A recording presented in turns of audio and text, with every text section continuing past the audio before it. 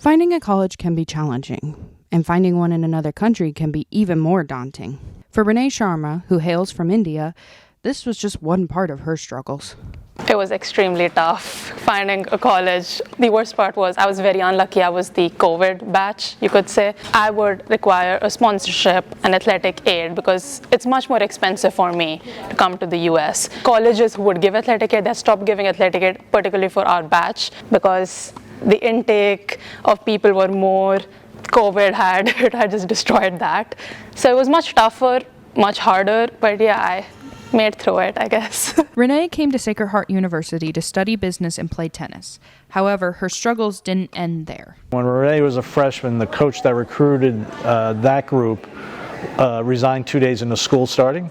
So it wasn't great timing for anybody in there, for our freshmen who started. You know, it was a bit of transition for the freshman kids. It was like, hey, welcome to college tennis.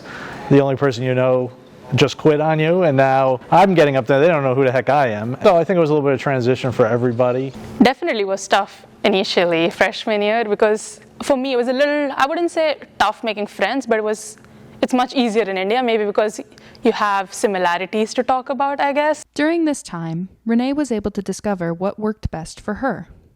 I think definitely like talking to people about it, and luckily there's the Indian Student Union here too, so I was able to talk to people who have gone through the same phase as well, even my teammates, because so many of them are from abroad. You know, I give all those kids like Renee a ton of credit. She's from India, I've got players from Ireland, and they had never been here, don't know anything, and now it's like you're at college, and I think she's done a really great job of sort of during that transition and really fitting in with everybody, so just great. Renee then started using her experience to help others on the team. She was one of the first ones to actually kind of talk to me, because I'm a very quiet person. I don't like to talk a lot, but she kind of brought me out of my shell and helped me to adjust to the team. She's a pretty steadying influence for everybody. They can count on Renee. They know what to expect from her day in and day out. So she's not going to probably be the most vocal person on the team type of stuff, but she's going to put in the work every day at practice or at matches. She's very reliable, and I think her teammates see that every day. She's very optimistic. She's very supportive of others. She's always there for other people. She's a happy person. Like, no matter what happens, she's always going to be happy. She's always just there for everyone in general. I'm with them most of the time. We're like our own little family here.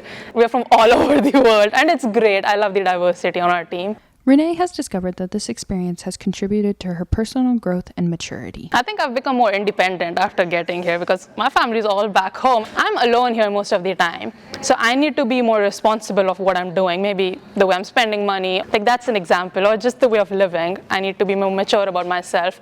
I could be like maybe, fooling around in India a bit because my family is there to help me. Maybe if I take the wrong path or something, they would be there like, hey, you're doing that wrong, maybe. But here it's all on me. Going forward, Renee plans to continue playing on the tennis team and graduate with her bachelor's degree in business. This is Jasmine Lowers with Sacred Heart Sports Media from Fairfield, Connecticut.